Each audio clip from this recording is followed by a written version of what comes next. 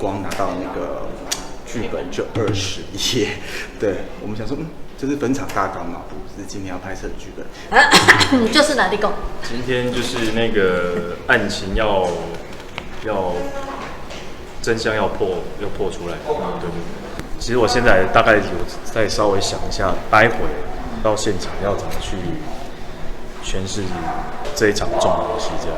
因为这个我们已经酝酿很久了，戏是酝酿很久了，人还没。佳瑶在当中也是有经过了侥幸的那种状态。我的话，我就是那种极尽狡猾，就是想要去辩驳说所有的错都是别人，绝对不会是自己这样。其实我觉得来这边很开心的是，我很少拍过8点档，可以让我好好的去想说，大家以往8点档有参与过，但是大家都是快。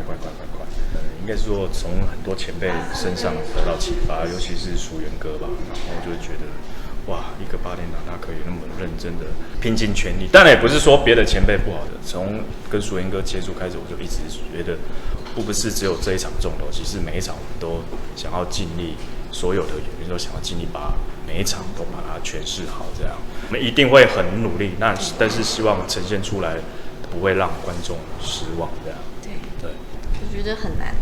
目前我也是，因为这种东西很难你去。那毕竟现实生活当然没有去很难换位思考，真的去把那个100%站在那个角色去想说，真的杀了一个人，因为毕竟我们不可能真的拿刀去杀人才感受到那个觉得。所以这是一个大家的功力。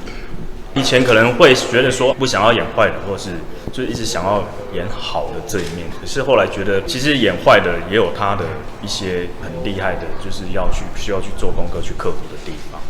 那当然自己遇到了，就了解说，原来他不是那么的简单，不是说演出来这样就好了。他其实有一些内心比较细腻的地方，他就去呈现、去揣摩。